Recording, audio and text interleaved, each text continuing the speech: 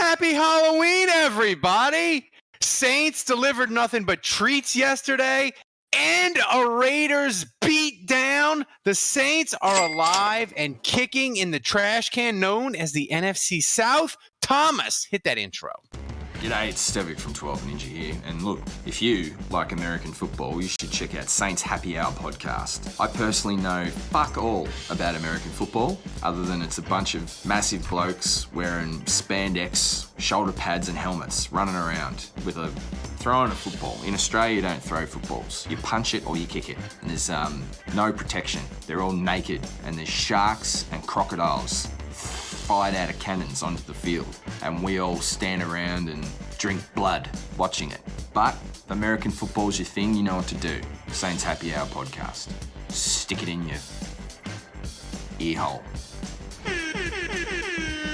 All right, everybody, welcome to another edition of Saints Happy Hour podcast. We are live on Twitch. If you aren't, follow us on Twitch, and remember to subscribe to Saints Happy Hour wherever you get your podcast. Smash that like button on YouTube. Also, become an annual patron at patreon.com/Saints Happy Hour. Bob, Carol, Mark, they did the right thing yesterday. They signed up as patrons. They're going to get the booze bundle. They're going to get the swag. We have a limited edition Boys Are Back Cup as a gift to all new annual patrons at any level. And it's the live show, live stream tonight. So we are doing the MVP contest for people who watch and donate or subscribe during the live stream. Anyone who donates any amount during the show. Biloxi Blues just did. Yep. That's like Biloxi Blues just did. Any amount, they get entered into the drawing at the end of the season for a Saints Happy Hour and a Smoke Monday t-shirt. The person who donates the most each week gets entered into our drawing to win 2 Saints game tickets for 2023. And the person who donates the most each week gets to have a 30-second video of themselves giving their Saints hot take played the following week. We got a video from Saints Rabbit, who won last week. So that's exciting. All right. So I'm drinking Miller High Life, the champagne of beers, to celebrate the Saints kicking the Raiders behind, because it's champagne of beers. What's everybody drinking tonight? I don't even know. I'll go. Okay. So you're gonna go. All right. yeah, I'm gonna go. I'm gonna go. You're gonna. I want to go, Dave, because I want to get your reaction. Okay. So this right here, I'm drinking some rum. You guys know that I've kind of gotten into rum lately. This is called the Kill Devil rum. It's the gold edition, barrel aged. This is from the Outer Banks of North Carolina. There's a little distillery out there, and I went to visit it. It's delicious. It's not going to be as funky as some of the rums that you've turned me on to, Dave. It's more clean, nice finish, but it is very tasty. That's probably recommend. similar. That's probably similar to New Orleans has. We have Marsh House rum here in New Orleans, and I think it's probably similar to that. I am drinking. I don't even know. I bought a couple of days ago and I poured it. This is, who the hell is this? This is this is Lupulin. Is that how you pronounce that? Lupulin Thank Brewing. you, Butteridge, for the bits. Stop freaking interrupting me. Lupulin Brewing Company from Big Lake, Minnesota. This is I think you just S&M. pulled a Ralph. This is S&M, Sultana and Motueka hops. So it's all right. Ralph It's okay. ne peut pas dire le nom de quelqu'un correctement. Lupulin. I don't know. It's all right. Why is that quality so terrible? It does not sound like that on my phone. What kind of whiskey tonight, Kevin? I've had better. Just old standard bullet rye. Oh, Bullet Rye. Good. That's good stuff. I like Bullet. That's more of a bourbon, right? I'm just gonna say this right now, Kevin. Do us all a favor. Chug that. Pour yourself another one. Let's get cozy because we're gonna talk later. We're gonna talk. Yeah, we need serious love update. I want you to get all warmed up. Kevin was looking John Wickish on the Facebook. Look, I knew I was at the game Sunday. I broke my personal 5-game Saints losing streak. First time I saw the Saints win in person since the 2019 season opener against the Texans. Hold on a second. They won because Biloxi Blues was there for the first time in a while. In my seats. Yeah. That's what broke your streak. Probably. I knew Sunday was special when 2 Raider fans were fighting each other in the Superdome bathroom. The Saints, they got their swag back, and it started with Alvin Kamara, and he explained it after the game. Thomas, play that sound. earlier this week, Demario used the word swagger, and you've used it. I mean, we're in the moment, but do you feel like the swagger is back, or at least on its way back after a week? Yeah, like I think it's on its way back. You know, we had a nice performance right there, but you know, swag ain't shit if it's not consistent. So you know, you can do it one time, but you got to be able to string it together. So I mean, we looking for the same type of preparation this week. I know I am. I'm ready. I'm ready to go. I'm ready for trying to really celebrate this one. I expect to win every week, so it's not. I'm not like hip hip hooray right now. I'm like, okay, cool. We put it together. Let's see if we can do it again. I'm calling for that. You know what I'm saying? Like, so I'm gonna have the same message as I did last week. Just because we had a nice game this week, don't mean that it should fall off or taper down. Like we got to do the same thing next week and the next week and the next week. Put it together. That's really what swag is. Swag is consistency.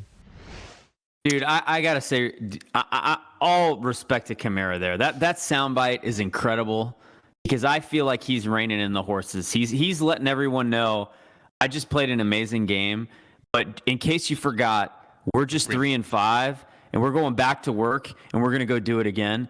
And I got that. That is freaking great leadership. I love it. I love it. Kevin, I didn't have Alvin Kamara on my bingo card as taking the reins and trying to save the Saints season. Like, we love him. He's been great for the Saints, but I just never thought of him as a leader. But like, You're welcome, everyone. Why wouldn't he be a leader? He should be a leader. I mean, he's got the part of the game. He's a captain.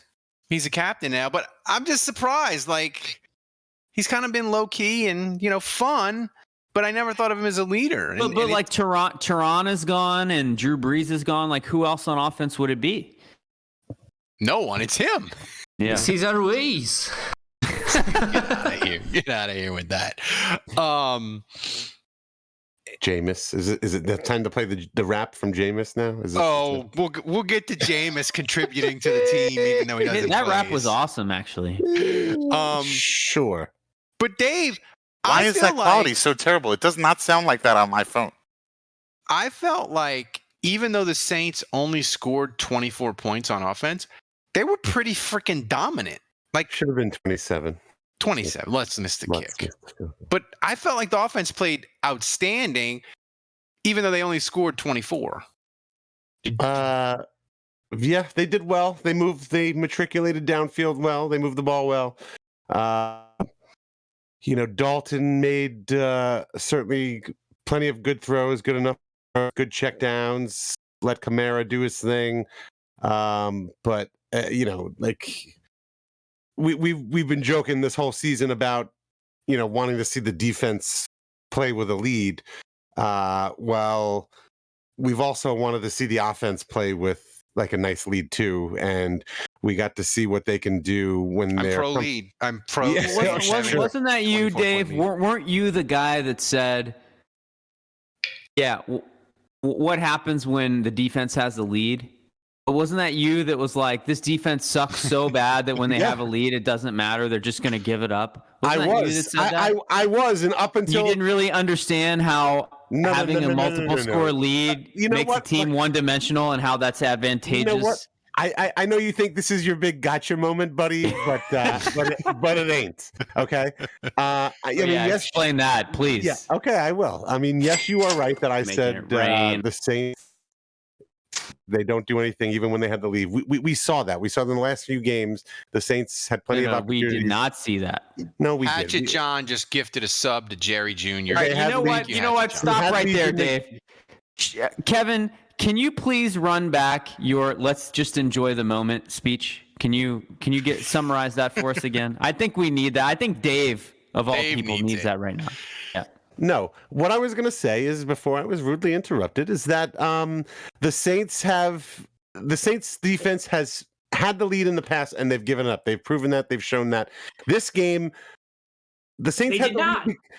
No, this game, the Saints had the Saints defense played great from the start. Like, you can't compare this game to all the other games. This game, I'm giving them credit. The Saints defense was great from the start. They never even had to worry about not having a lead.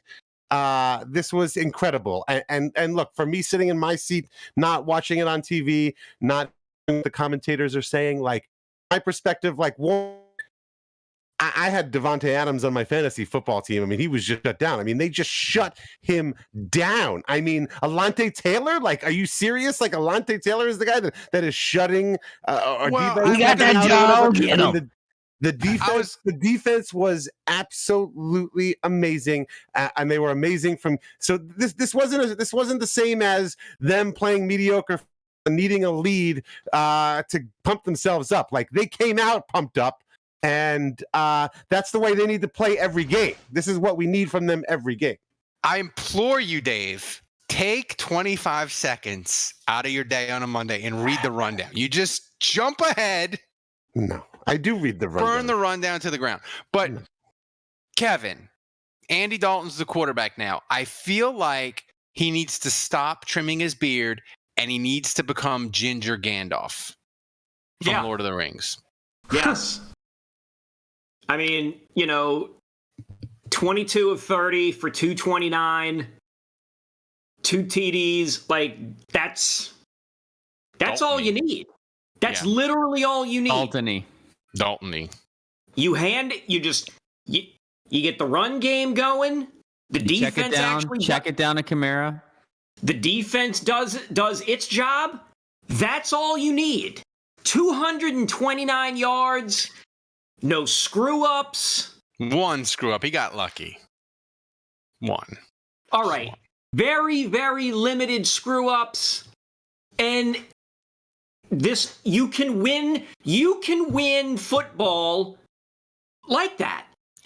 We just went from should Andy Dalton be the quarterback in 2022 to Biloxi Blues, is he the quarterback in 2023?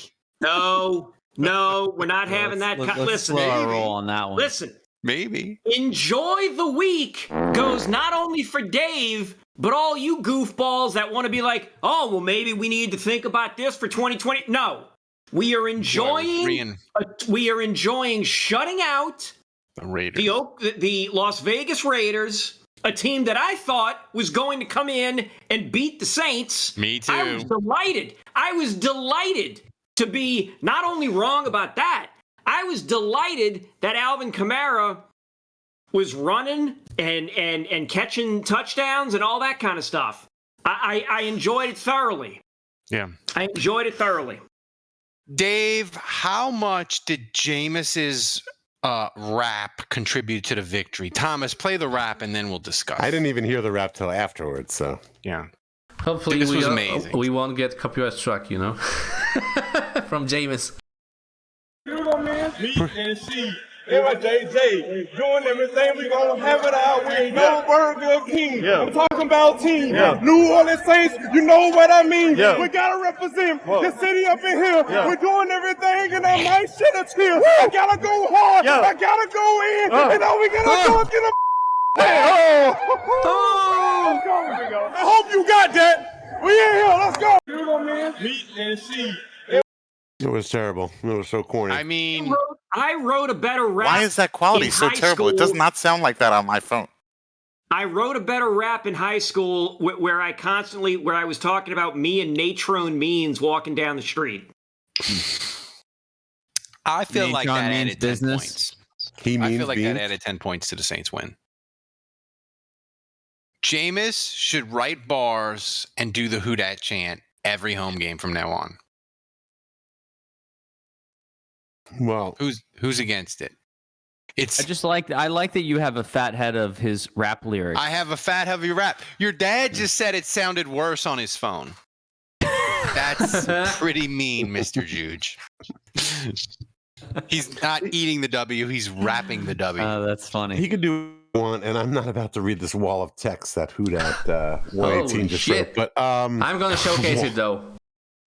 No, you could play Thomas, you can pull up the audio. You can pull up the audio of me saying back in the preseason that Jameis Winston's going to get Wally pipped by Andy Dalton. Because that's what's happened here. This is what's happened. This was the game. This was the game I was giving. This was Andy Dalton's last chance. If he didn't do something good, I was going to say screw it. Put Jameis back in. 6 of one, half a dozen of another at this point.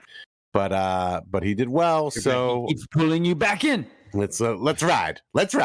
Ralph, do you remember when Dat Boy Wolf told us that the oh my most God hilarious we made a video of it. when he came on our podcast, he was like, the most hilarious scenario is that Jameis would get benched, Andy Dalton would come in, he would tear it up, and he would keep the job. Like, I don't know that it happened exactly how he painted the picture, but like pretty close. Except for the Saints winning. He had the Saints being like 6-1, 6-2. Dalton comes in. Yeah. Right. And wins. But it's not that. But here's the thing. The Saints, like, I know people were like, well, maybe it's week to week. And then I don't think it is. I think Dave's right. Like, Dalton's going to be the guy unless he gets hurt. Like, they're going to Dalton. Andy Dalton does what Pete Carmichael wants to do. Like, he runs it how Pete Carmichael wants it run. Why would we change quarterbacks? Well, I mean, Andy Dalton. He's Andy Dalton. Calamity is always around the bend. I don't know. I think Andy Dalton deserves credit for playing. No, he deserves credit. Not great. Not great. I would even say not good. He's just pretty good. He's playing pretty good. Yeah. All right, so I got to say something. Tonight is Halloween. Yeah, it is. My kids are in bed. I'm stealing their candy. Today is my daughter's birthday, by the way. Happy birthday, Lila. Somebody committed an act when my kid was trick-or-treating with him. Somebody committed an act of Halloween terrorism. I just want you to know this. What's that? This man, he was under the age of 80, and he was handing out Charleston shoes. That is an act of Halloween terrorism. Wait a minute. What? You had somebody in your neighborhood giving out Charleston shoes? Charleston shoes are the best. You don't like Charleston shoes? Horrible. Are you serious? They're all right. Charleston shoes are great. They're just straight up chocolate and like that white fluffy stuff. It's like Fluffernutter. You know, I got to say at this point at Halloween, Heath Bar is like a unicorn. You look for Heath. I was looking all up in my kids' bags trying to find a Heath Bar. Couldn't find it anywhere. And to me now, it's like the gold standard of Halloween candy. I'll say this too. I'm going to tell you right now. Kat, you got that all over the place. If somebody gives me a Charleston, that's the gold standard of Halloween candy. Okay, Ralph saw a unicorn out in the wild, complaining about it. Shame on you, Ralph. Shame on you. I want to say this. Yeah. Kevin, I know. Shut up, Ralph. Shut up, Ralph. Okay, shut up. I was gonna say. Shut up. What I was gonna say is, I mean, speaking of like the prevalence of certain candy in certain years, I am noticing my kids had these big chewy nerds. Terrible. They're terrible. They have a whole bunch of them. No, they're no good. They're no good. Just give me regular nerds. Oh, you like the regular nerds better? Sure. There's nothing. Here's what I was gonna say, Kevin. We don't make this Charleston show. Charleston chew is great. You know what? Okay, take a Charleston chew, put it in your freezer, freeze it, and then you like bite off a little bit at a time, and it like melts. Oh my god! You people don't even know what you're talking about. Here's the thing. Should I go get my kids' candy bag and just see what comes out first? Yes. I don't eat candy. Here's the thing. We don't do politics on this show, but here's the thing. You don't eat candy? Nope. Shrinkflation is freaking real. Yeah, the mini candies are getting smaller and smaller and smaller. Shrinkflation is freaking real. I'm just gonna say. Blame the Mars Corporation. I blame Mars. I blame it. It's un-American as well. Mandy Momo says Milky Way, Midnight, or Yorks. I like both of those, but Yorks I love. Peppermint patty. That's underrated. You never see. Yeah. Okay. What are you about to say? Put it in the freezer. Same thing. Charleston chew. Delicious. It's trash. Oh my god. You don't even Speaking, just Dave, speaking of not trash, the Saints defense, we talked about it earlier, but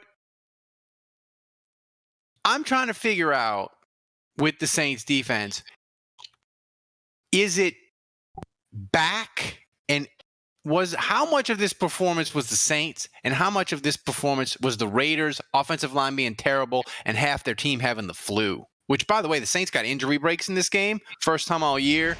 Yeah. They caught some injury breaks. I don't know. Defense was great. I'm not going to take anything out of this. The defense was great this week. Look at the tackling. I know. I was there. I saw it. Alontae Taylor. Next week they'll probably be terrible. I'm not going to give up, and I don't want to give away anything for my. Yeah, they are. Blame Dave. But I do stand behind what I just said. Next week they'll probably wind up being terrible. Dennett, look, first of all, Alvin Kamara picks him up like a freaking it was like a suplex. Like a small baby. Alvin Kamara admitted that Dennis Allen admitted that he wanted this. This was a and he said that he lied, and he lied. He said he wasn't. He said it wasn't, and it was a revenge game. Okay, so first and foremost, that's Play-Doh. You can't eat that. Somehow the Play-Doh got in the candy bag. That happens. People give away Play-Doh. So first and foremost, never when these people say this, just laugh at them and believe the opposite. These people are full of crap that they come up with this crap. But I think part of it was like this is a revenge game. Like Dennis Allen went hard and heavy this game. This win. This is a scrotum squishy. Yes, it looks a lot like disgusting. Your ball sack. So no, I don't. How would you know that? If I was a gambling man, I would say I wouldn't expect them to be getting anywhere near a shutout against the Ravens. No way. Look what I just found. Oh, nice. Amazing. Nice. So I like score better than eat that. Just so we clear. Score. Okay, but you don't like Charleston Chew, so you're dead to me. You are dead. Because I'm not a 90-year-old man. Charleston, if you're listening to this now in your car driving to work on Tuesday morning, Charleston Chew gang, unite. Kevin, you know what that means. Hold on. That is idiotic. I got a bag full of Halloween candy right here. I want that so much. I want to eat a lot of Reese's on the top. I'm gonna stick my hand in.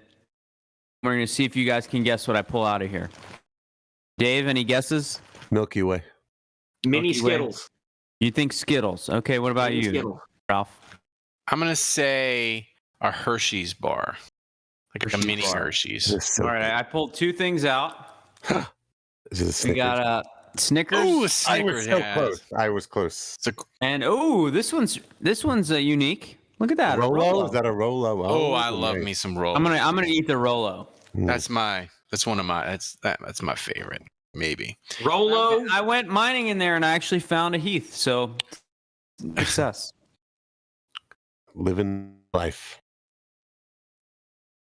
Speaking of what's next on the rundown? Unexpected surprises, like Andrew digging in the Halloween bag and getting unexpected surprises. Tulane football, number 19 in the AP. Kevin, of all the things that happened yesterday for the Saints, which is they had some wild. The Raider fans, the Saints pitching a shutout, getting a freaking interception. Raiders fans fighting in the bathroom. We got the jersey, the craziest jersey I've ever seen in my life. Of all the crazy stuff, wait. I had sitting in front of me, there were a mixed couple. It was a Raiders fan and a Saints fan. You specified that, Dave. Thank you. And the Raiders fan husband proposed. And they got married. They got not married. They got engaged. I actually should have let him know. I am certified to and anointed to perform weddings. I could have married him right there. Boom, yeah, done. That would have been something. They got engaged. Kudos to them. I hope their babies come out to be Saints fans. I was gonna say of like all a small that, baby, including the engagement at the Saints game. The most surprising thing, Kevin. Payton Turner is, in fact, a real person that plays for the Saints, and he had not one, but 2 sacks. Nah. Yeah, I don't know about that. It was very nice. It was very nice of him to just to return from wandering with the guy from Kung Fu and actually play the game. I was surprised. I was surprised to hear Cam Jordan has actually had 5 sacks on the year. Yeah. Like, that's one of those, weird things. It's like, I've watched nearly all the games. Nearly. I said nearly. I heard him. And it's like, it's still difficult to process. Like, wait, Cam Jordan has had 5 sacks? 5 5 is a decent number to have. He's on pace to get double digits through the year. That's a good number. Yeah, he's gonna be number 1 sack guy in Saints history probably by December. In December. So yeah, like again, the defense is doing its job. Payton Turner showed up, so huzzah for that. Makes it seem like we know what we're doing drafting people. You had to drop that line, huh? Huzzah. I like huzzah. Huzzah. I like it. Like you would. Here's the thing, Andrew. You made fun of me all week because I was like the Raiders. Yeah, because you acted like the Raiders were good. You were like, oh god, they're good. So well. I thought their offense was good. You're like, but Andrew, the Raiders are so well coached, and Josh Jacobs, he's like Walter Payton. I'm here to admit my faults.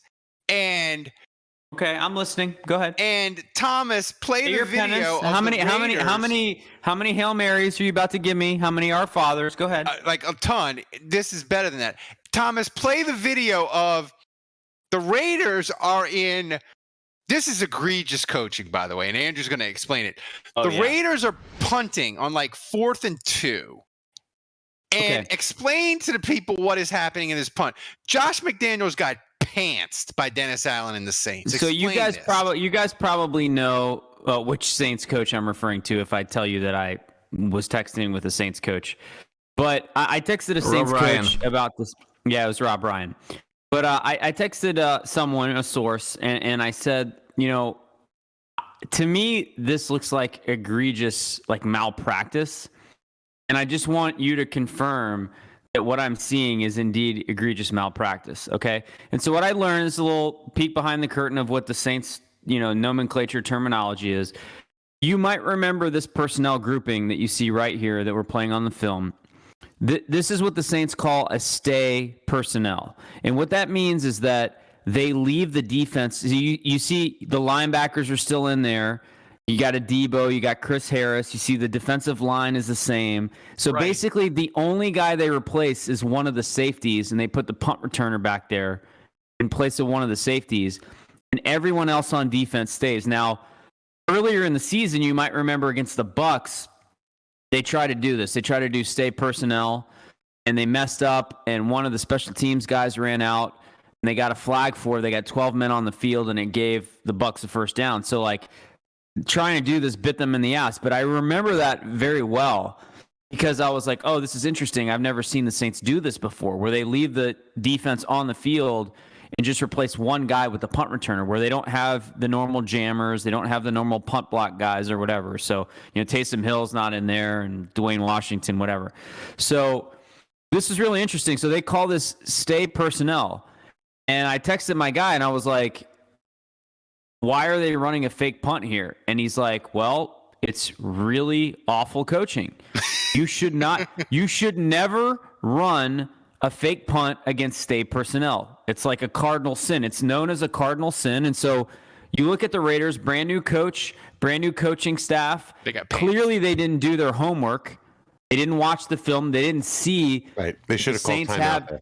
But yeah, I mean, the Saints or call an audible. Just call off the fake and punt it, right? Like, have an audible. Clearly, they didn't do their film work, and it was one of those plays where, like, Josh McDaniels probably said, yes, run the fake punt. That's what I want to do. The guys didn't watch film. They didn't realize that the Saints had stay personnel in there, and they run the fake punt, and the Saints hit it for, like, a 5-yard loss. I mean, that play went freaking nowhere. I mean, they were penalty. Oh, this is and a penalty. That's right, Kevin. And a penalty. But so you know what? Like, when you watch this play, all those fans out there that are armchair GMs and armchair coaches, and they say that their coaches should be fired, and they pretend they know more than the coaches, and we're always like, yeah, you don't know more than the coach. You don't know more than the GM. If you're a Raiders fan, this justifies every fan out there that pretends to know more about their coaches, because this is as dumb as it freaking gets. I cannot believe they ran this fake punt. It is so stupid. Like, personnel-wise, I saw that. And look, I watch the Saints a lot. I watch the film. Like, I see their personnel groupings, and I'm like, I can't believe they did this. I text someone, and he's like, yeah, I can't believe they did either. This is the dumbest thing I've ever seen. Dave, how stunning is it that Dennis Allen just totally dominated Josh McDaniels from start to finish? Just pantsed him in every way. Not stunning. One, I don't think Josh McDaniel is anything too superb. He's supposed to be like a good offensive guy. Yeah, though, he's right? supposed to be like a guru. Like, I was listening to Pardon My Take earlier today, and all the you know who the best of all of the guys who came from Bill Belichick. They were talking about this. You know who has the best head coaching record of all the Belichick probably guys? is it Bob Bill O'Brien? Yeah. Oh Okay. my God. That's the best head coach that has ever come from Bill Belichick's coaching tree. Bill O'Brien. Together, all of the head coaches are like 40-something%. Ooh, wow. By the way, props to Thomas. Just put this up. Devontae Adams had his streak of 81 consecutive multi-receptions games. Props to Butteridge. He sent it to me. He was shut Butteridge down. He was a non-actor. He was existent. Yeah. He was on that field yesterday. All right. So got to crazy. remind everybody, you can sub for free. Sign up. If your subscription, you can sub for free with Amazon Prime. Do it if it expired. You don't pay anything, and it helps support the podcast greatly. So you should do it. It's every month, not just once. Mike Bagger. There you go, Mike Bagger. He's the first one to do it. Look at him. That's right. Do it. It's like you just have to click. Thomas has the instructions. Just do it. It's great. Click. Kevin. Come on, let's get like 2 or 3 more right now. Bang, bang, bang. Come on, let's go. Kevin, what was funnier yesterday? Carolina throwing a Hail Mary against Atlanta and connecting on it. We know Hail Marys always work. Always work. What was funnier, Kevin? The Hail Mary, Thomas showed the Hail Mary.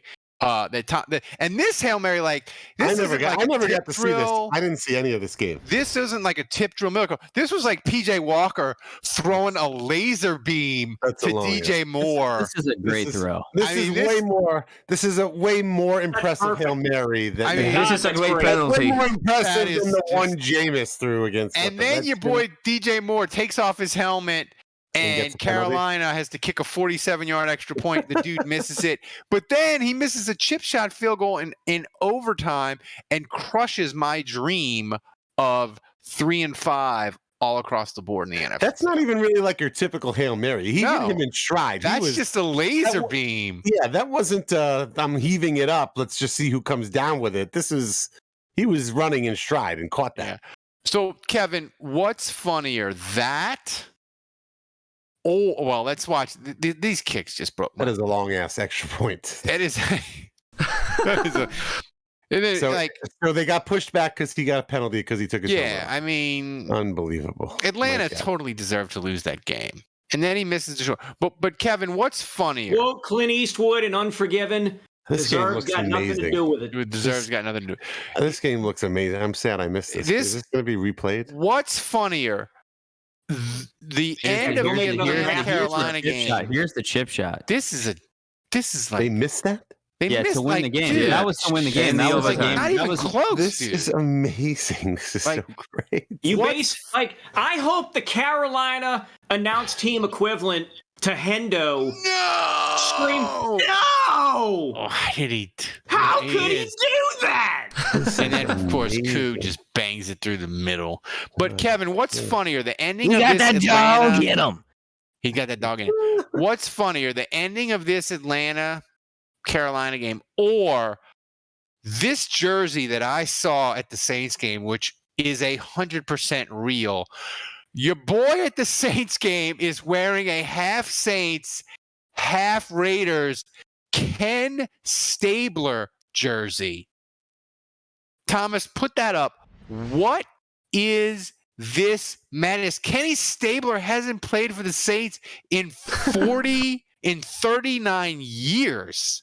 What is this insanity? Rip Kenny Stabler, I guess. I think that might be it. Are we sure that's not Kenny Stabler himself? No, Kenny Stabler is dead. No, that's what I was going to say. When Ralph texted, I was like, this has to be like his older brother, younger brother, actually, maybe. Somebody related to him. I mean, who else would get this jersey made? But I mean, like Kenny Stabler, there's no warm memories of him. Oh my God, Whoppers, Jesus God. Yeah, your kids. I'm going full Dave tonight. Just ease off on the candy.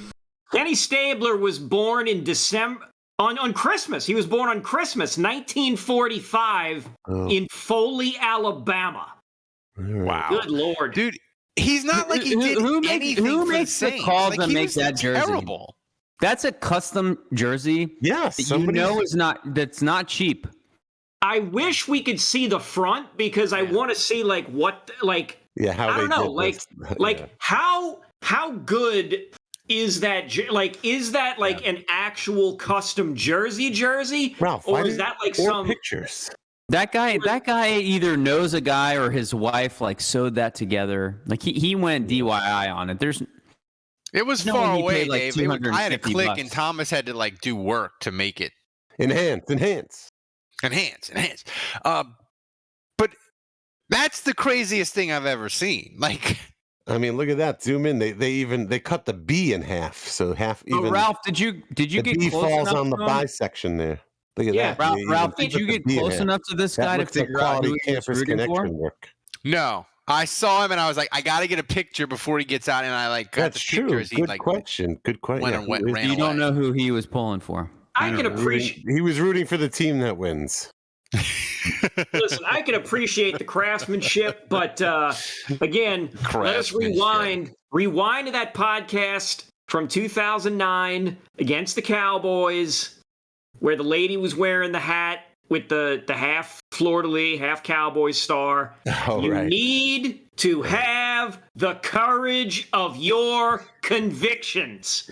I don't care if you and Ken Stabler were playing kick the can or spin the wheel or playing stickball or were, chasing, recycling glass bottles or milk carton tops for the war effort or participating in a rubber drive in the Korean War. I don't care, sir. You need to pick Chinese. That's a Chinese team. But the Chinese can't make custom. You can't get a Chinese knockoff custom jersey. No, you can't get that shit. I was going to ask. I disagree, Kevin. If you went to war with Ken Stabler, then yes, I think you're allowed to wear this jersey. If you played marbles with Ken Stabler growing up, and you don't give a crap what team Ken Stabler played on, you only care about him as the person, then yes, you were in the jungle of the NBA Fu with Ken Stabler, then no, I would say fighting the Viet Cong. Yeah, the only person who gets to wear this jersey is somebody who knows Ken Stabler personally. Yeah. I was going to ask who is the best Saint to ever play for the Saints and Raiders? Ooh. How many people are there? Yeah, Pat's got to be Pat Swilling. Pat Swilling. Right? Yeah. Aaron Brooks. Did you really? Aaron Brooks. Brooks did play for the Raiders. Did you hit your head? That was the first thing that was the first name that popped into my head. I think the answer is Pat Swilling. It's got to be Daryl Hobbs. That's Pat Swilling. Hang on, how long did Pat Swilling?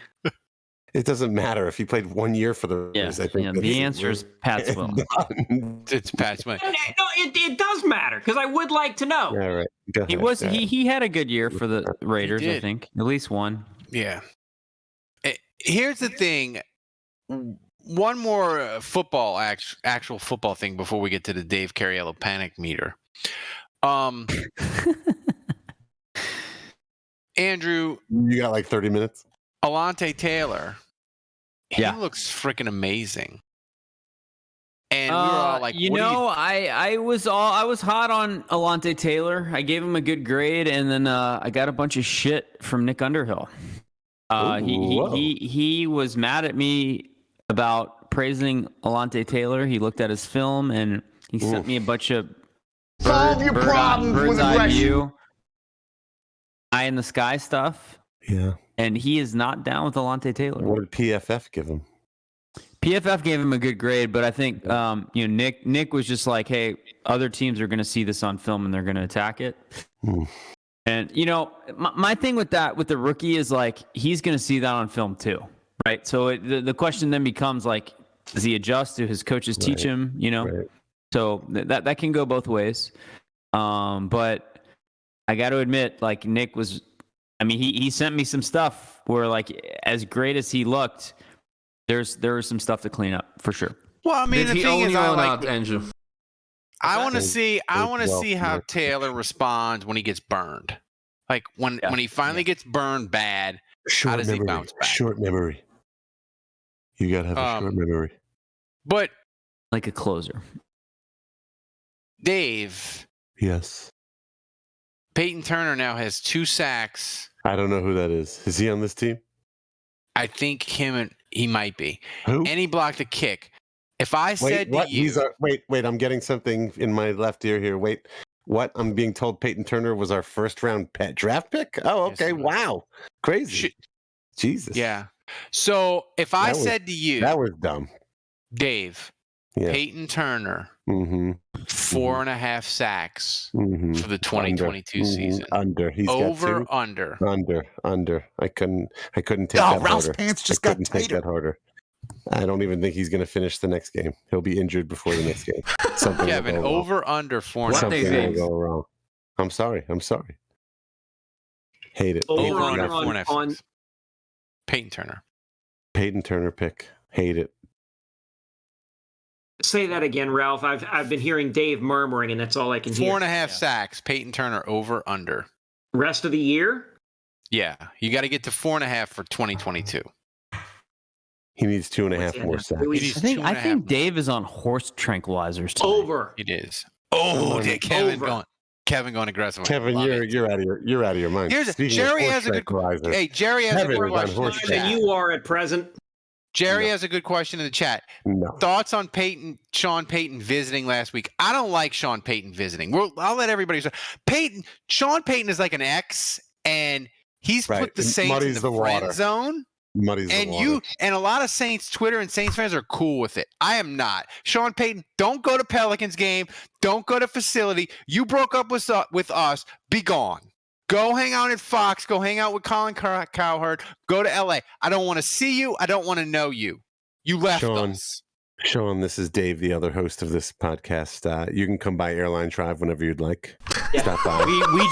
We just won. So keep coming, baby. You influence the playbook. You influence the game plan. You don't even need to text. Don't even keep the building uncomfortable. You do what you got to do. As long as we keep winning, you keep showing up. We're going to leave the key not under the mat. We're going to leave it under that rock. You know the rock that's by the door? We're going to leave the key under that rock. You just come in whenever you want. All right? You come by whenever you want and do whatever you need. Y'all have no self-respect. Yeah, sure. You're right. It's ironic. It's ironic, Ralph, that you're the one that's on this hill of Kevin. Kevin, you're the one who's not whoring yourself out for Sean Payton. Like you're on some moral high ground. Kevin, where do you get off? Where do you get off? You're familiar with people leaving you. What's your opinion on this? This is terrible. This is terrible. That is fucking stupid. I did not come back. Wake up. I did not come back from a 1-week hiatus to get shanked in the side like this. Unexpectedly. No less. Terrible. El terrible. No bueno, sir. Have you no shame? I don't. Listen, Sean Payton can come back if he wants. That's a Kit Kat. That's great, Juge. I'm taking flack left and right here, and you're off to the side fishing for candy and some sweet treats. Woo! That's great. Listen, Sean Payton can come back, and if his mere presence can inspire this team to play better, if his presence can light some fires under Dennis Allen's ass and get him to act right on the sideline, then by all means, show up again. Tell everybody to cut their meat or do their job or whatever it is that he does. Worry about your meat. Worry about their meat, that too. Yeah, I don't know. I don't know if this Sean Payton thing, I don't know if this is as much about the players as it was for the coaches, for Dennis Allen. Well, I mean, he was playing golf with his bestie, Mickey, right? You told us that, Dave. He's playing golf with his bestie, Mickey. Yeah, Payton had a day. Tuesday, played golf in the morning on the wood for the Pelicans game that evening. He had quite a day. Sounds lovely. Retirement is suiting him well. All right. It's time to get to important things after I shanked Kevin. The Dave Cariello panic meter. You're getting the love update. We'll get to the love update. Yeah. The Dave Cariello panic meter. Saints big win, shutout win. Put it up. Dave, where are we on the this Dave is Cariello panic meter? Put it up. We are at low. We're lower. I'm going to be at elevated. I'm going to be at yellow. I'm going to be at elevated. I'm going to be at significant risk. Something is elevated. Something is elevated. It's not, and it's Kevin's penis. I am. Well, I just saw. I saw the wedding. I saw the wedding photos, Kevin. Yeah, I'm good. I'm back down. I'm back down to elevated. Should I show them on screen? No, not yet. We're certainly not out of the woods yet. Certainly no promise of the playoffs or even a wild card. But the NFC South continues to be a dumpster fire, and every win at this point is monstrous in this NFC South. So we're still in this. So I'm not Kevin. I'm not going to freak out yet. I'm gonna surprise you. I'm at guarded because the NFC South is so terrible. You're lower than me. You're below elevated. I'm below elevated. I'm at guarded. Is that too calm, Kevin? No, because I was going to say I am also at guarded. Mm-hmm. Like you're muted, Juge. They shut out the Raiders. Mm-hmm. The NFC South is a dumpster fire. Well, what just happened here? I think we lost Juge here. Yeah. Again, the division is a dumpster fire, and they shut out the Raiders. So I'm satisfied with where things are. I was going to ask Juge before he left us to stuff his face with Halloween candy. Juge, are you there? Yeah, I'm here. I'm guarded because on the Dave Cariello panic meter, I feel like 8 wins. I'm feeling really good about 8 wins you the South. And 8 wins is attainable for the 2022 Saints. Well, as always, I would say which 8 wins, So I think 8 and 9 can win you the division, but we have to be specific about which 8 wins those are. And so, well, if Saints go 8 and 9 and you win the rest of your NFC South games. Well, right. So that means beating the Bucs, beating the Falcons, beating the. So they're 3 and 5 right now, so they got to win 5 more to get to 8 and 9. They have 3 NFC South games left, and I think 8 and 9 can work to win you the division, but 3 of those 5 wins has to be against Tampa, Atlanta, and Carolina. They have to sweep the rest of the divisional games left. That's apropos, Dave. This is literally that's on brand. I wanted to show this to you because this is literally the worst thing you could possibly eat while you're doing a live podcast. That all stuck in my teeth. So, Budrich. Chat's panic meter elevated. See, guarded. More people are at guarded. Budrich wants a shenanigans meter. I think we might need to do a shenanigans meter for like each game that the Saints play. How high on the shenanigans meter do they need to win the game? I think that's a good idea, Butteridge. We might have to do that for next week. Shenanigans meter could be fun. I think you have to set up what the values are on that and figure that out. But look, I'm looking at the rest of the schedule. Baltimore, Pittsburgh, Rams, Niners, Bucs, Atlanta, Cleveland, Eagles, Carolina.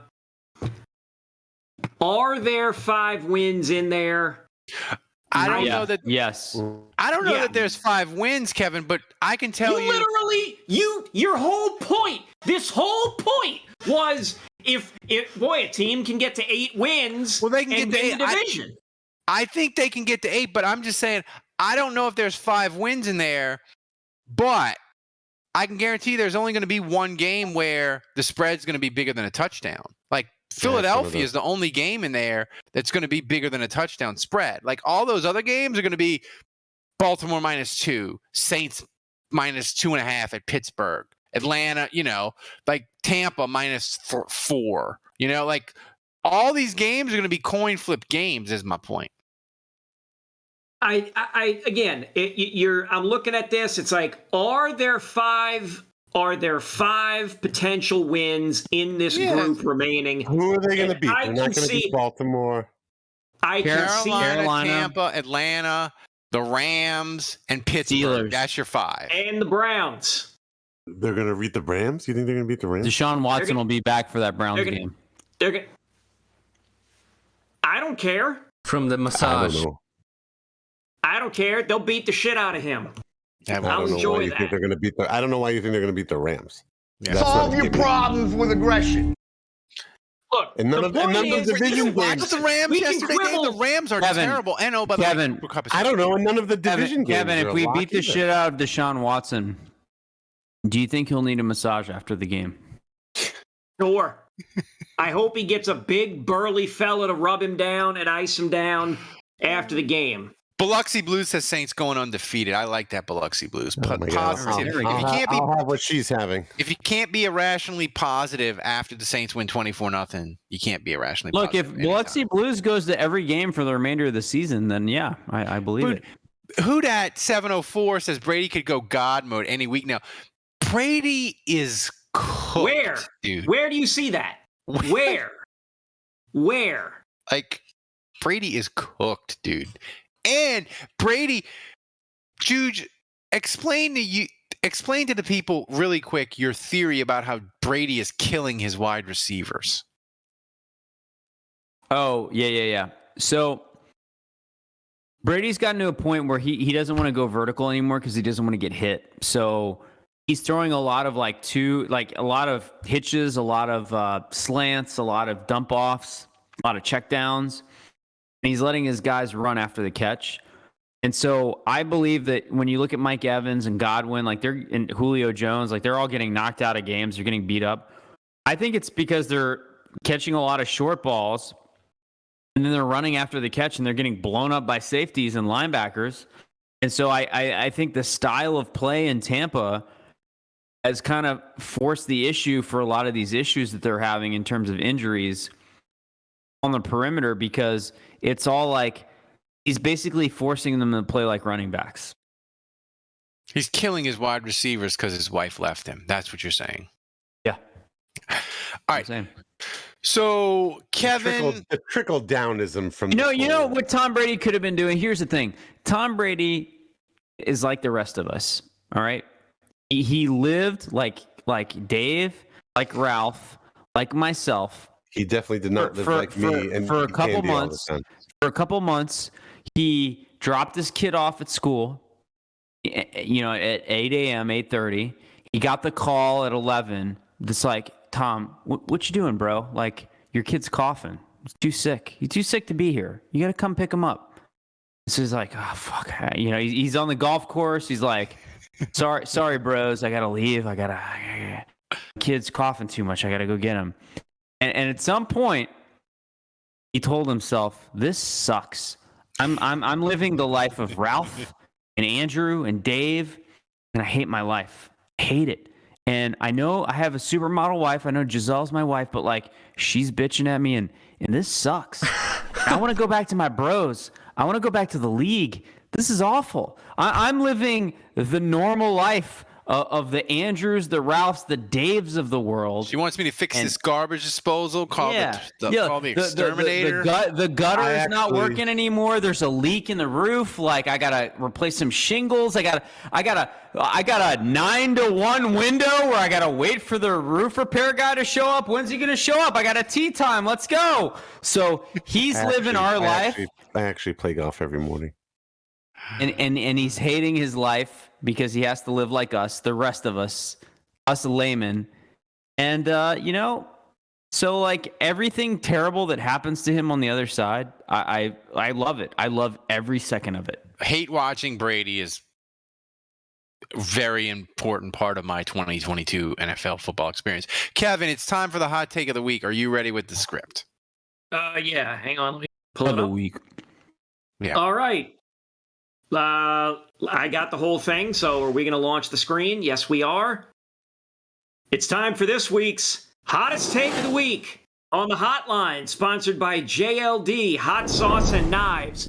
If you want award-winning hot sauces like Boot Jalokia or Reaper Madness Special Reserve, go to www.jldsharpsauce.com. They also have incredible jellies such as palm and pepper. They also have an incredible selection of handmade knives for cooking, hunting, and outdoor needs. Go check out the Zombie Killer Quartering Cleaver and tell me it's not the best damn quartering cleaver you ever saw in your entire life. Jerry Embler, hello, Jerry, is a tremendous supporter of Saints Happy Hour. So we are asking you to support the people who support Saints Happy Hour. Go to www.jldsharpsauce.com to get the best hot sauces and the best knives at the best prices anywhere. Use promo code Saints Happy Hour and get 10% off. That's www.jldsharpsauce.com. Tell them Kevin sent you. All right. Have you guys tried the Indian flavored hot sauce that he has, by the way? Have you tried that yet? Yes, I've not. Yes. Oh, God, it's so good. Yeah, I've had a couple of people text me, friends. Support Jerry. If you're in the chat, go to jldsharpsauce.com. I want to say, if you're not a patron, one more reason to become a patron is you get access to the unedited hotline, and the unedited hotline, which we'll post tomorrow. It's out of control. Thomas sent me like six notes today. Can I leave this in? Can I leave the thing about the having sex with the girl in? Can I leave this in? Can I leave that in? It's out of control, but you only get access to that one if you're a patron. So become a patron. You can get to the unedited hotline. Thomas, how would you describe the hotline for this week? I think the hotline was a love letter to Ralph. Oh my God. Oh, this is weird. Sounds dark. Uh-oh. This should be good.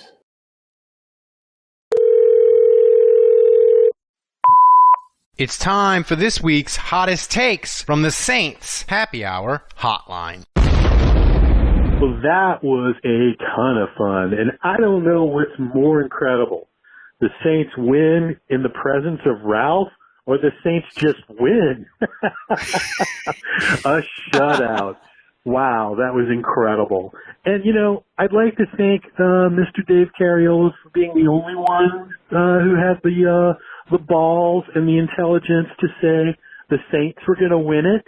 Yeah, anyway, who dat? That's right. The game's already over. Saints can beat, smart. shut down the fucking Raiders. Congratulations, Ralph. You got to see it in person in the dome, a shutout. Hell yeah. 12 seconds left of the Carolina Falcons game, and Carolina stood up with their asshole quarterback throwing his fucking helmet. I fucking hate both of these teams. Fuck them. Who dat? Wow, competent football. Ralph, you picked a great game to go to. I'm sure that was really fun. Death Spiral dance party. Love it. This reminds me of a Bizarro Seinfeld kind of thing, right? We held Adams to one catch without Lattimore. Payton Turner and Davenport had some appearances. Kamara touchdowns, no turnovers. And I hope you weren't in the section, Ralph, but if Thomas, you can find this about 6 minutes from the end of the game. Some Raider fan in a leotard that didn't fit him well had both nipples out, and it was really weird. So there was that. Great day. Who dat? Hey, man, it's me again. Dude, I forgot that something. There ain't no f***ing way that Ralph made it to that game. Did his flight get canceled, delayed? If he was there, some of it, Ralph, maybe you've turned it, man. Maybe you've turned the tide, baby. Either way, Andrew, you got to pick the Saints every week now, man. You got to pick the Saints every week. No, I picked them to lose. Gentlemen. No, that's me. That's me. Adam, the radio voice calling you from the Eastern Shore of Maryland. Dave, owe you an apology. I'm so sorry I didn't come see you when I was down there in New Orleans. I got soaked after the Cincinnati win over New Orleans. It sucked. Plus, I had way too many drinks, so my head was about 5 sizes too big. Anyway, I believe great win by New Orleans. Shutout. They beat the Raiders soundly. It was amazing. The Panthers, DJ Moore is a moron, but I'll take our stance right now. So we look really good in the NFC South. You know, do you smell it? Can you see it? I hear it. It's called hope. It's there. Hope. Take care, guys. Who dat? Who dat? Yeah, I like it. It was good.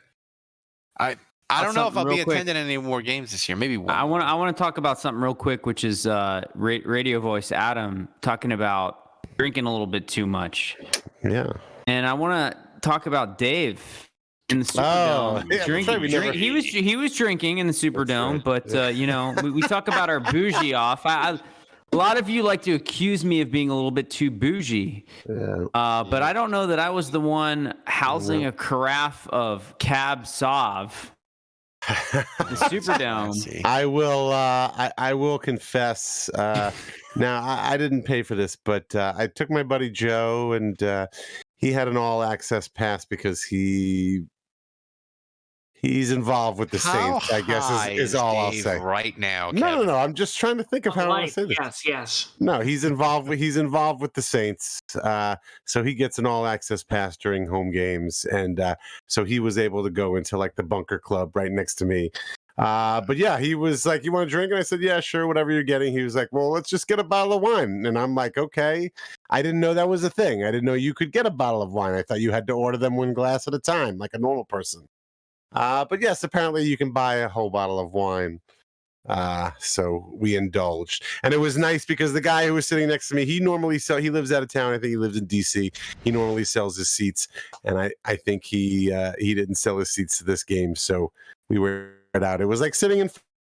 It was like we had extra room. Kevin. Yes, extra leg room. Mexi Houdat, that's correct. It was wine and football. Yeah. Normally it's wine and cheese, but for Dave, it's wine and football. It was a duckhorn Cabernet. It was a duckhorn Cabernet, as you hear, and so what that boils down to is I'm now squarely in second place. You're not in second. I just think the gap is a little bit less. If Dave was any higher right now, Kevin, what are you talking about? I am. What are you? You sound like you're high as I think you're confusing my like little nasally like Evil Knievel going over the Grand Canyon right now. That's right. You're confusing my like sickness. With being. Oh, it's a sickness you have. I think you're confusing his sickness with the 7 edibles he's had today. That's right. Got 7 edibles. Thomas, give us an MVP update. How are we doing today? MVP update. Hatchet John is in the lead, 1,500 bits. Budrich behind him, 600. So it's compared to last week, it's pretty easy to get an MVP. Yeah. Big MC says blitzed and the flu, Dave. You should be proud. I don't know what y'all are talking about. I've been drinking since 5:00. It's Halloween. Yeah. So Thomas, hit.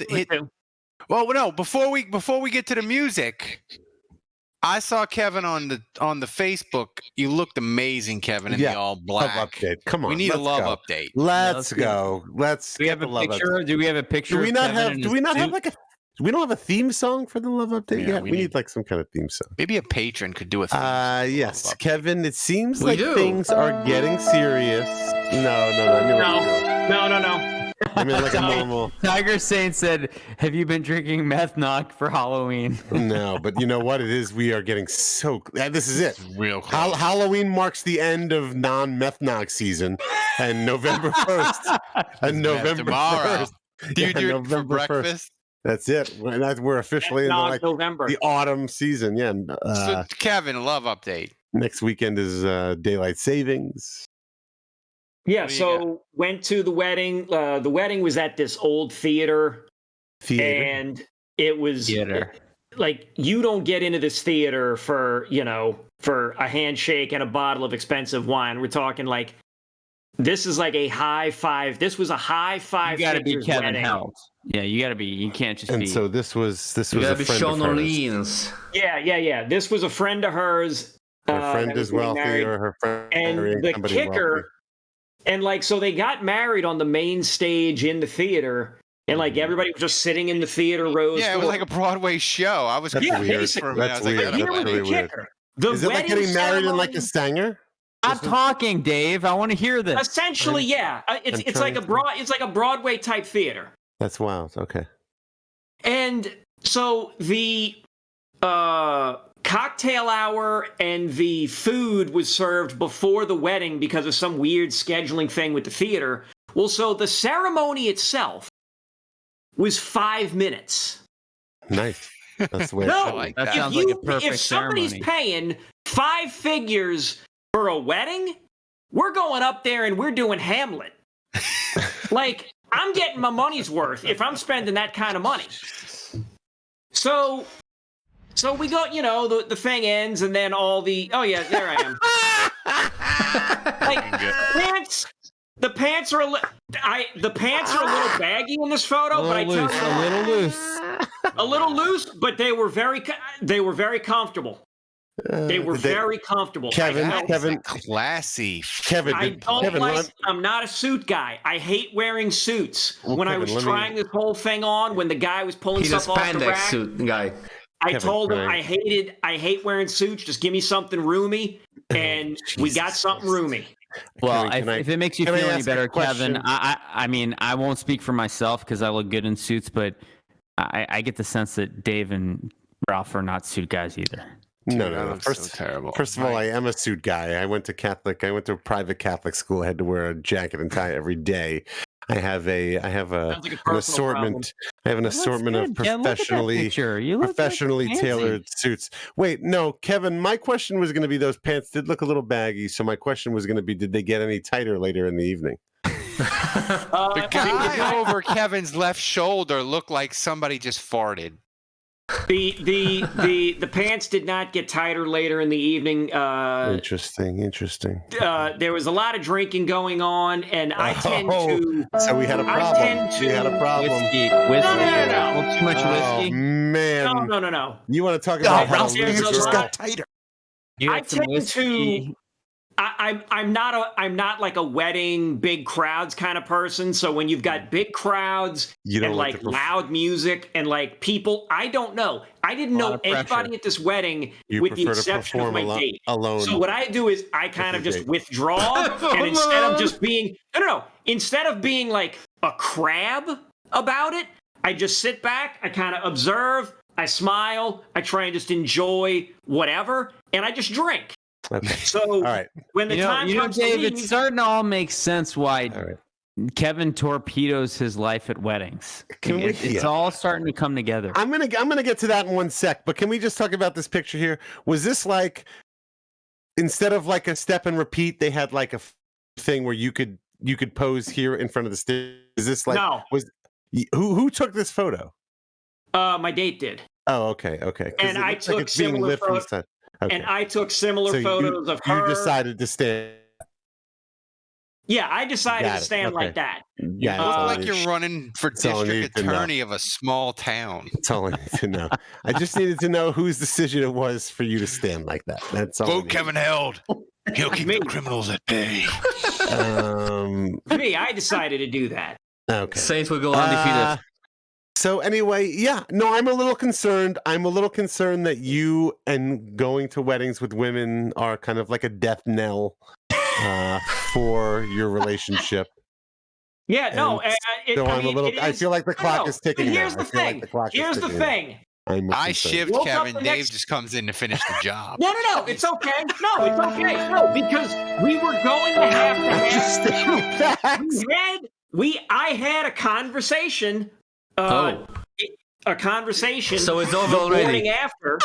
The morning after at the hotel, and now we're having the conversation on the podcast about the conversation at the hotel. So woke up the next morning, started to had that conversation, like a very serious conversation. Woke up in the same bed. Of what was going on, Dave? I'm not even listening to you. We had a conversation about where we stood with one another. She was disappointed and said that she made a lot of things up in her own head. Like, she lamented having her own, like, she was like, I had too high expectations for things. I put all this stuff in my own head and all this pressure in my own head. And what? Dude, never go to a wedding again. It's already on. Holy shit. Going to weddings with what the hell are you doing at weddings? Jesus Christ, Kevin, I'm sorry. Weddings are your personal Bill Vinovich. Are you telling me y'all are breaking up? What's wrong with you, Kevin? Like, when I go to weddings, I'm in my element. That's when I'm like, Andrew's a lot of fun. He's a great date. Like, he's a good guy. Like, I don't know. Like, in the history of my life, like, weddings were where I made my mark. What is wrong with you, bro? I don't dance. I can't dance. I can't dance. What? I can't dance, and I'm antisocial. Only thing about me is the way that I walk. And I'm antisocial. So it's like, I'll talk to people, I'll say hi, I'll interact with them, but it's like, I'm not one of those like, oh, I'm going to walk around beyond and hope. Walk up You to are strangers hopeless. and interact with people. Wow. Who dat 118 says no. No more weddings. What do you want me to do? This was not on the rundown. No, that's fine. But it's like, so we had this serious conversation. We ended up having sex again in the hotel before leaving. Whoa. Okay, wait, no, TMI. No, it's not. No, it's not. It took a U-turn. It took a U-turn. Like about a boner in my pants. You got that This answer. You said your pants didn't get tighter. You lied. I said that evening.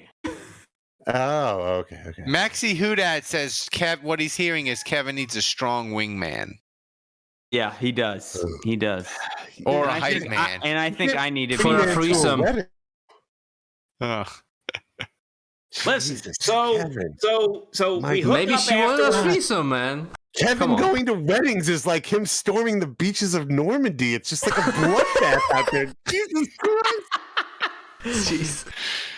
Let the man speak. Go ahead, Kevin. I can't. Hook up. We hook up. We get dropped back home, and like we get texted. We text a little bit afterwards, Sunday, because I go to work and stuff. And she finally Don't text her, man. finally admits she realizes that she should get back on dating apps herself. Because no, this is good. Because it is. She's that type of girl. It okay. is. This feels like the Saints running back situation. It does. It just gets sadder and sadder. She had started to like see things a different way than I saw them. That was it. Yeah, That's what it was.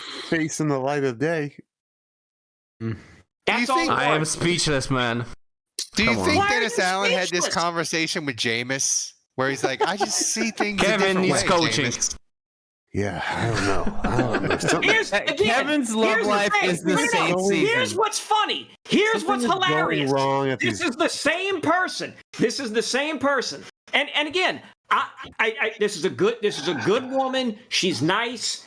Whatever. Of course she is. She is. She just But needs it's to like, get back on the dating went on apps. dates. No. We went on dates at the start of the summer. She broke things off and then immediately reached out and was like, oh, hey, but if you still want to like hook up, that's fine. Right. Well, now you've blown that. No. But Literally. whatever. That's the story Kevin, of my life. I've blown Joey, whatever. You don't take your fuck buddies to the weddings, man. But then we have a serious conversation where important things get said. There's a lull, the mood drops, and then 10 minutes later, oh, we're having sex again. Well, because she's still horny. No. So apparently, I'm horrible at relationships. Yes. Well, we knew that. But I'm 2011 Drew Brees in the sack. Well, my buddy Joey Russo makes a good point. He says that you need Sean Payton to visit you and give you a little pep talk. Are you like Kevin? During your after I already sex. worry about my meat, Sean. You don't need to worry about me. Well, look, I have a question. This is we're gonna end it after this question. I think this is going on way too long. But wait, but when you go to, like, you started it in I know particular. that. Main topic of the show. What are you drinking again, Dave? What was the recipe? This is podcast gold. Now I've switched. Now I switched to by the numbers hazy IPA by How many edibles did you drop? How many edibles did I you have drop had in there? nothing. I am just drinking alcohol. Wait, but my question is, Kevin, when you go to like a wedding, and look, it's tough. Like you're going to a wedding of nobody you know. Yeah. Like that's a tough situation. Like, are you the kind of guy who can like make small talk with the random people there or whatever? Like, if I go to a wedding, like I'll be best friends with like 3 or 4 different people there by the end of the night. Just me, but like I get that not a lot of people are like that. That's And sometimes I'm wondering now that we're talking about this and we're talking about the wedding, like I'm that's the problem. Like they think you're gonna take you to this wedding, you're gonna schmooze everybody, and you go there and you're just like kind of all quiet, and then they're like, Yeah. Don't listen Like, to him, Kevin. You are perfect, man. No, I said it before. I am antisocial. There were people at the wedding that did talk to me, that started conversations with me, and I kept going. It's not like somebody would ask me a question and I would and then just kind of like trail off and walk away. No, when somebody engaged me, I would engage back. Right, I would but have you a little don't go back out of and your way forth. to. You're not. I would have a little back and forth. And I think what I'm realizing is that Kevin one-on-one is super verbose, super engaging, like super like cool to talk to. But as soon as you get him in a big environment where Dave, you and we thrive in that, I think Kevin kind of shuts down. I think that's what I'm realizing. Yeah. I mean, he knows that's us. good analysis. That's good analysis. All right. If he was a That's Saints smart. player, who would he be? I think we need more Sean Orleans instead of Kevin. So yeah, like who's the like Saints receiver when he gets the one-on-one matchup? He roasts the corner, but then as soon as like he gets a high safety cover, he's Deontay Hardy. That's Kevin. Yeah. Maybe he's Marcus Callaway and like. No, I thought the ball in the face. Arquez. It's Arquez go bad. At wait, I thought we were going to say I'm Adrian Arrington because I do well in the preseason, and it doesn't matter. But then when you get me in the regular season, it's like, Ojo. Yeah. You're Kirk Merritt. You're squarely on the practice squad. Mm-hmm. All right. So. All right. Well, let us know how it goes out. It's an in-season Kevin Love update. In-season one. We needed it though. It was we haven't got one in weeks, so we haven't got one in weeks, and people wanted to know because they saw Kevin looking fantastic. I needed to know. Yeah. Andy. No. Look. Tiger Saint. He's got it. He's Andy Tanner. Hope Springs Eternal. No. Andy Tanner's a great call because he's been cut. Right. He's been re-signed a bunch of times. That's right. I like Turning through. Yep. I will continue. I must persist because I have. Why is that quality so terrible? It doesn't. Speaking of underdogs, your Tulane Green Wave, without even playing a game this weekend, moved up to number 19 in the AP top 25 poll. That would be less than up, correct? Right. Look, I don't really care about LSU. They're in the SEC, so naturally they're going to be ranked. Go Tigers! We are number 19. This is our highest ranking since 1998, of course, obviously. We play Tulsa away, and then if we beat Tulsa, we will be coming back to Yulman Stadium for a 3:30 game against UCF. That is going to be a huge game. I would get if you're even thinking about going to that game, I'm telling you now, get your tickets now. All right, that's enough. I need to say this. I need to say this real quick. As much as we love to rip on you, Kevin, this is great. We're all rooting for you. And one day, it might be 6 months from now. It might be 5 years from now. We're going to be on this podcast. Something great is going to happen. I don't know what it is. You're going to get married. But it won't be at a wedding. I can guarantee you that. You're going to be happy. Get married one day, and I'm going to be the one that's going to freaking marry you. And all of these listeners, all of us, we're all going to be behind you, and it's going to be beautiful. It is. I can't wait. Seriously. I appreciate it. Hey, Tomas, check the timestamp on this. Yeah, seriously, check the timestamp. You record this, you replay this on Kevin's wedding. Shit's hard for a pimp out there. Oh, when he gets dumped again. Or when he gets dumped again. Damn, Thomas. Yeah. Thomas, play the take it to the top. We gotta do the mailbag. Just being realistic, man. Questions.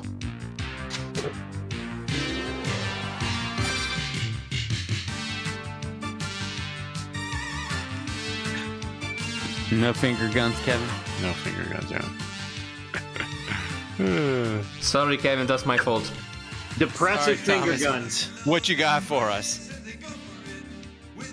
Okay, tons of questions, guys. Maybe we'll do a mailbag this week. I got like 8 questions from Saints Rabbit, the reigning, defending MVP alone. Okay, That's but, right. but first question from Don Checo, pretty long one. He asks, as Dave and Andrew went away, he asks, pick one, door Right number here. 1. Brady continues to decline. Bucks end up 7-10, but Atlanta wins the division. Or door number 2, Bucks end up 7-10, but Falcons revert to 6-11. So Bucks win division, get hot in playoffs, and knock off Philly to make Super Bowl. First of all, we're already on track for door number 1. Brady is continuing to decline, and Atlanta may win the division. So that's actually a real possibility. It is. I don't know. Kevin, what This is if like a the selfish Saints can't choice. win the South? Who do you want to win the South? Like, or not? Who's less? I'm going with door number 1. I don't give a crap about knocking off Philly. Like, what do I care? I don't care. I don't have NFC South Because if fanhood. If this, I'm not rooting for the NFC South if the Saints aren't it. This isn't. well, college. it's not like the SEC. I've always hated that anyway. Like, I Yeah, I don't hate root for Alabama if they win the Right. SEC. Yeah, No, Fuck that.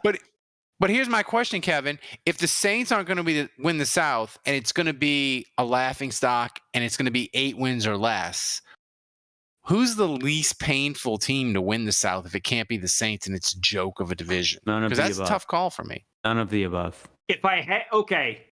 No, you got to We'll pick do somebody. no. We'll do the proverbial gun to the head. I have to Panthers. pick one of them. I'll say Carolina. Yeah, I think it's Carolina. I like PJ Because Walker. To hell with the Falcons, even though I think they would blow it anyway. Yeah. I don't even want them to get to the playoffs. To hell with them. But if it's the Bucks, then you get all the Tom Brady stands coming in saying how he got them back in. Even if he's mediocre the rest of the way, it's he did just enough. He willed them back to the postseason. And then let's say he does have enough magic to get the team a playoff win or even get to the Super Bowl. That's too close for me. I don't want that. Yeah. I don't want that. You know what my answer is? Gun to the head. Go ahead and pull the trigger.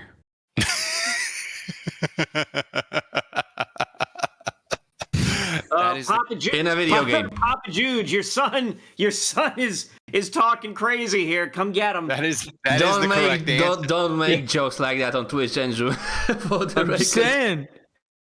Next question. Okay, next question. Next question comes from your boy Alan. This is a great question. You're gonna love it. Christian McCaffrey has a passing, rushing, and receiving touchdown today. Is there a 49ers podcast tonight where the version of Kevin is going crazy because he predicted this? What a great question. I wish I would have researched this. I don't know if there's any version of a podcast like this. He's gonna throw for a touchdown pass. He's gonna catch a touchdown pass, and he's gonna run. He's gonna run for a touchdown That's the pass. answer. No fan base has this kind of podcast. That's why you guys subscribe. That's why we're awesome. That's right. There's no other fan base that has this. That's right. We don't have this community.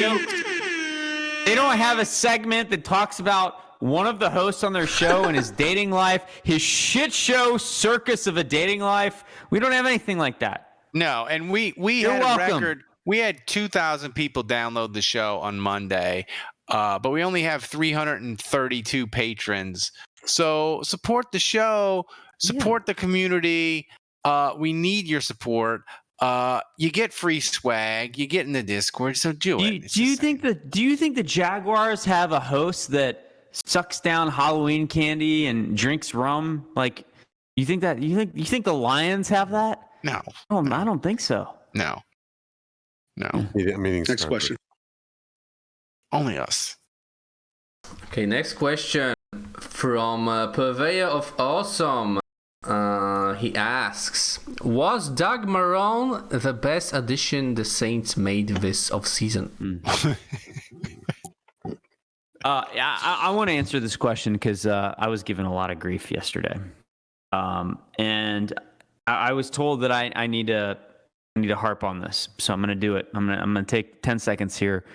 Ryan Ramczyk is playing up to his contract.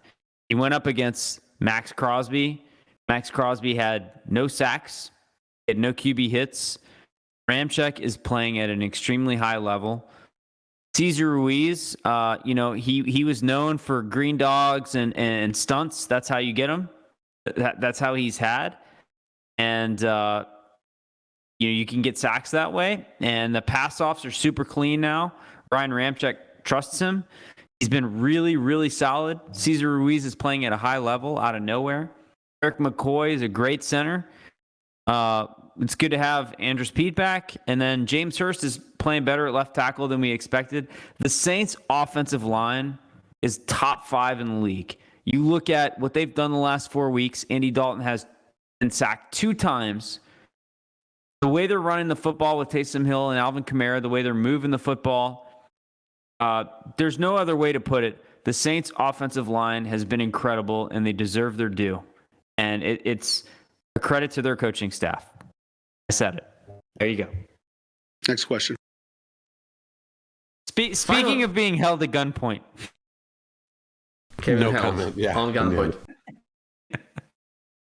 Last question of the show belongs to the reigning MVP. Thank you, Mexi Hudat, for gifting a tier 1 sub.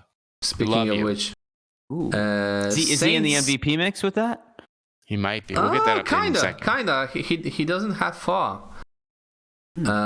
Saints Rabbit asks, does the Hill/Dalton tandem and rotation feel smoother than any other Hill/QB combo of the past? That's an interesting question. It is. That's a good question. I kind of, just on feel alone, not basing anything on numbers, stats, figures, whatever, facts. Yeah, it kind of does, but... you know why it feels better, Dave? Because we don't respect Andy Dalton. When they took Drew Brees out, we were like, how can you take the ball out of Drew Brees' hands? He's a Hall of Famer. Andy Dalton, we're like, get off the field, Andy. Please take the hand, Taysom's going to do something awesome. Please there may be certainly some truth to that.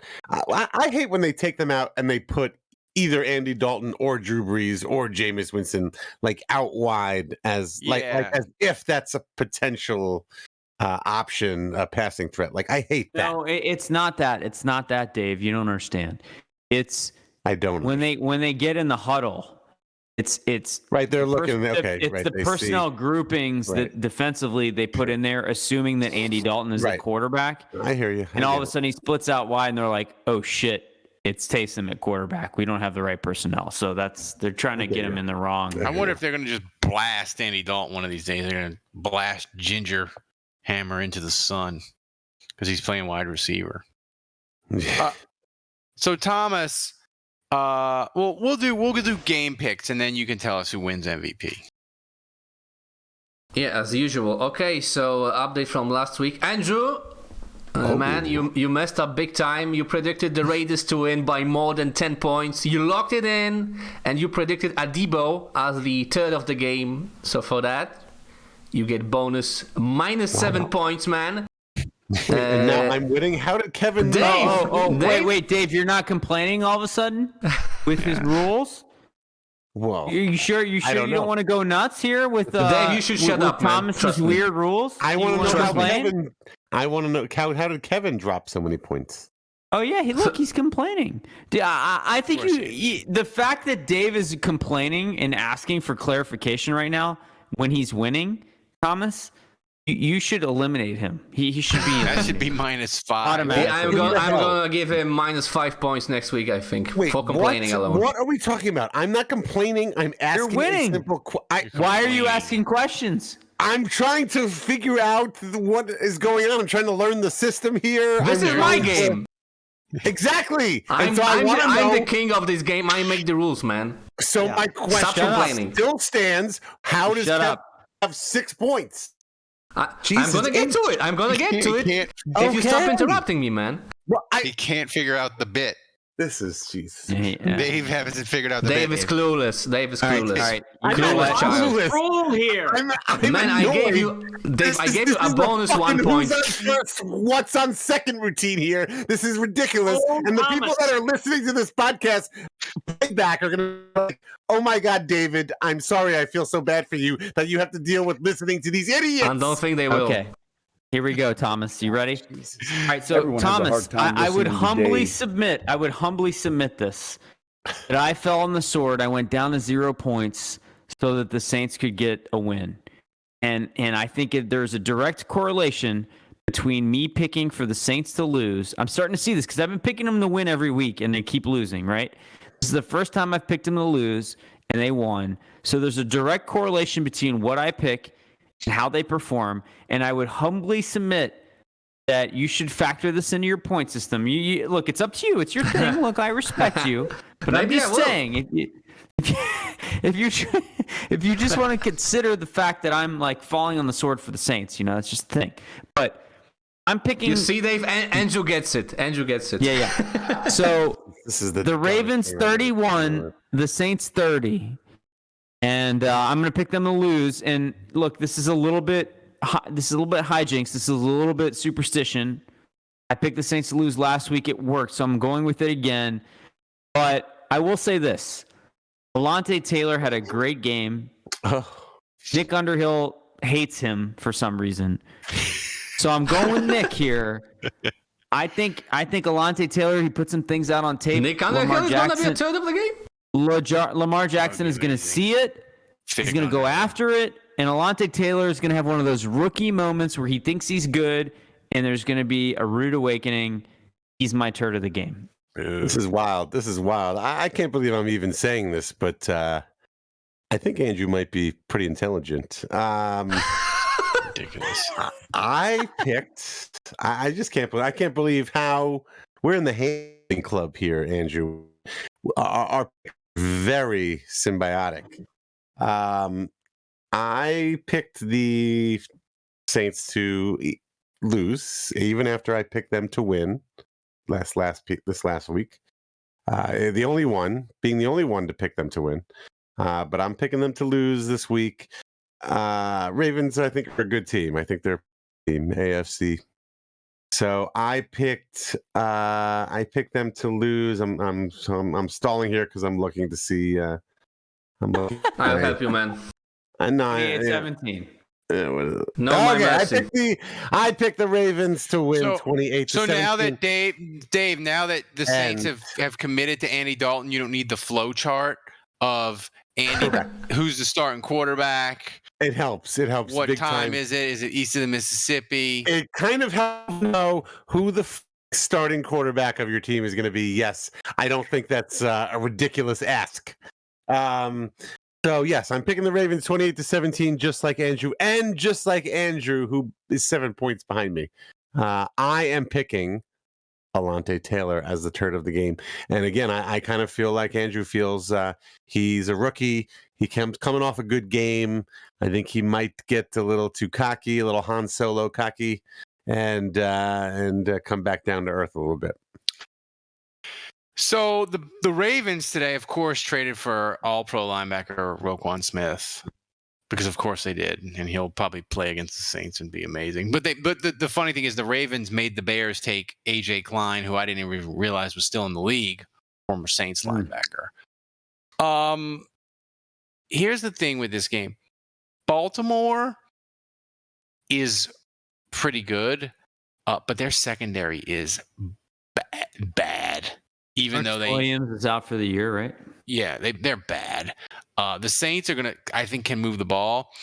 The problem for the Saints is mobile quarterbacks destroy them. And Lamar Jackson is the mobilest of all the mobile quarterbacks, pretty much. I just made up a word. So I think the Saints are going to play really well, but I think it's going to be like Cincinnati, where they're going to play really well. They're going to do everything we want them to do, but freaking Lamar Jackson's going to rip our guts out at the end. 27-23 Ravens. Turd of the game. Honey Badger is going to miss a tackle at a critical point. And interesting. So far, all of us have somebody in the secondary. Yeah, secondary. Turd of the game. So that's my prediction. Kevin, what do you have? Picture this. Oh, here we go. Fourth quarter. Ravens are up 27-21. It's late in the game. Andy Dalton is actually dinking and dunking and chipping away at that Ravens secondary. Oh my God, he's going to beat the Saints. The Saints are moving the ball down the field. Okay, I'm feeling it. Dalton connects on a tremendous throw under pressure. To who? Juwan Johnson, of all people. No. He snags it. He recovers. As he's coming down, he makes the football move. He secures the ball. And then, bloop!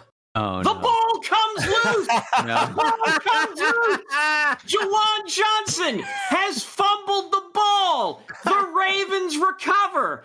They drive back down the field. They kick a field goal to put it out of reach. Ravens 30, Saints 21, turd of the game, Juwan Johnson. Wow. Nobody that took me places. This is good. We're Rich Tapestry, fellas. Go. This is good for first time this season all of you picked against the Saints, I think. Wow. I'm actually feeling pretty good. This actually makes me feel better. Yeah. I specifically picked the Ravens so that the Saints would win. And again, Thomas, same. Remember this with your scoring system. Just remember that. The scoring system, it doesn't matter who wins as long as Dave loses. That's the key to the scoring system. This is what I'm learning. This is hardly seems fair. So Joey says the Ravens have no weapons. Life's not That's fair, true. man. Bateman's injured. I mean, Lamar Jackson is kind of a weapon. Yeah, he is. The tight end. He's kind of like the entire weapon. He's kind of a weapon. Now everybody in the chat is pumped. They had a taste of him. Everybody is pumped up that we all went Ravens. They're feeling really good about the Saints in the chat. I feel like we're gonna get screenshotted like ESPN, where it's like everyone on this Saints podcast picked the Ravens, right? And they're Saints fans, and they're Saints fans. Cancel them. I'm fine with it.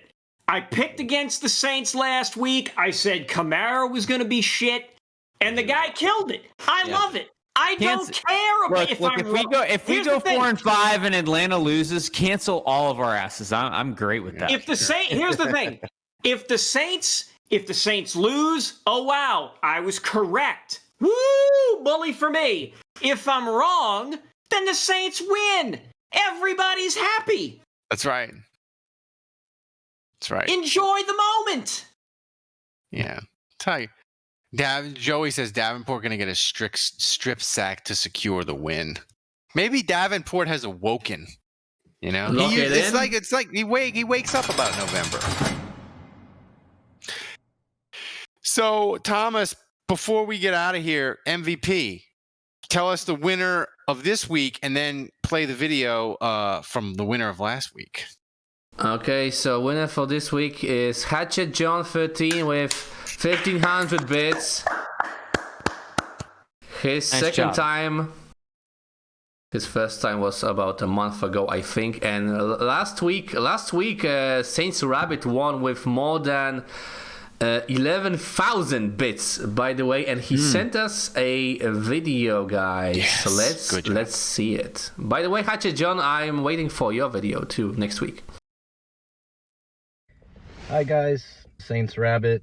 Happy to be the MVP for the week. Thanks. That's awesome. Love supporting you. Let's see. There's a couple of things it says predictions. Let's say we finish 8-9 on the season.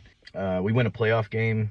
We are a black eye embarrassment to the NFL, and it can be our best banner hanging in the dome. What else does it say here? Insult Dave. Dave, your singing is one of the most painful things I think I can hear in this audio, and that's worse than Ralph behind a dumpster. Anyway, love you guys. And who dat? Wow, Dave, that's the meanest thing anyone's ever said to you. Seriously. Well, good. I'm glad somebody decided to fire at somebody else today, because that's my fault. Dissected here. I told you to insult Dave. I'm gonna go hide in my room now. But that's a great point that we totally freaking forgot that we need to talk about before we get out of here. Trade deadline tomorrow at 3:00. Are we gonna be doing breaking news behind the dumpster, Andrew? Yes. I'm off work, Saints so I'll be available. Saints trade Sean Payton. I kind of think that's not going to happen because Mickey Loomis said earlier in the offseason, he was like, yeah, we've given up too much capital already. And I think the comment that he made was like, we're not going to go any further with the investments that we've made. So I just remember that soundbite, and that makes me think maybe they don't make a move at the trade deadline. They won't. They wouldn't ship anything. One of the commenters, Ralph, wait, real quick. One of the commenters, I think it was Tiger Saint 3712, said earlier before we played the video of Saints Rabbit, said that because we all picked against them, if the Saints do beat the Ravens, we should all do the podcast next week shirtless. Okay, I'm in. I actually somebody reminded me, and I totally forgot. I said on one of the daily shows last week that if the Saints won by more than a touchdown, I would do the show shirtless, making it rain today, and I forgot. Thank you, Tiger Saint. So I'm gonna just do it now. Whoa. Did Tiger Saint become the MVP at the buzzer? Nope, unfortunately not. But I'm just gonna. That question, okay, this is great. That reminded Ralph. It reminded me. Yes, that you were supposed to be doing this. I was supposed to be shirtless. I apologize. Why would you remind Ralph of this? Shirt. Fine. Why would you remind Ralph of this? God. But this could be okay. But now this could be 2 weeks in a row. I hope you're happy with yourself that you reminded Ralph of I'm happy. Congratulations. I'm always happy. Joey Ralph says has if the to be Saints shirtless. Do make a trade, defensive tackle or running back. I think tackle. Fat guy. Ralph, can you just stand up a little bit so we can see your breasts, your supple breasts for a second? Jesus, making it rain. Put it back. Put it back. Put it back. I didn't know you were going to be cupping them. By the way, thanks Tiger Saint. He gifted a bunch of tea. He gifted a Ralph needs tier 1 stuff pasties. to a bunch of people. Rain. Jesus. Jeez, how many are those? Holy shit. Tons of stuff. I was worried Kim was going to get milk squirted in his eye. Making it rain. I got the moobs. Moobs. I'm crippled and I have moobs. God, yeah, we're all going to be doing this shirt. Wait. So why are we doing this shirt? Saints win. Because we all picked the Ravens. So Tiger Saint said if the Saints win, we should have to do the thing shirtless. Mexi Hudat says shirts come off, subs come in. I like that, Mexi Hudat. So okay, there we go. You promise? There we go. So you guys better come through if we take off dollar bills, y'all. Oh my God. So, my wife is going to leave me. So guys, thanks for joining us on this Halloween episode of Saints Happy Hour. It went all sorts of places. Things got weird. Yeah. Things got weird. Weirder than normal and that means for us, shit got weird. So you're not wearing a shirt. That should explain it. Yeah, it was just, But thanks to Dave, thanks to Kevin, thanks to Andrew, thanks to Thomas for running the show back in Poland, doing an amazing job. He added a bunch of clips late to the show. We had to redo the whole rundown. He was amazing today. Guys, if you're gonna support a Saints podcast, you ought to support the one that wins awards. And until next week, the bar is closed. I need to get my clothes back on.